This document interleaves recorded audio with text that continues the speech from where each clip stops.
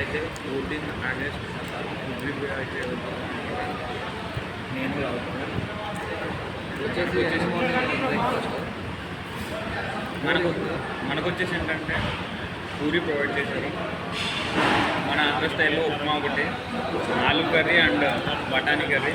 ఇవి ఎలా ఉన్నాయి రోజు టేస్ట్ చేసి చెప్పవచ్చు, ఇంక్లూడింగ్ ద చట్నీ.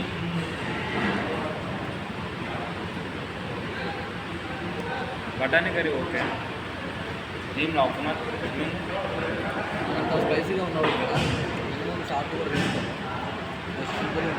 మనలా ఎక్కువ సాల్ట్ అండ్ పెప్పర్ ఎక్కువ తినరు, తక్కువ అనమాట. పూరి కూడా రీజనబుల్ లేదు, చాలా లావు ఉంది పూరి.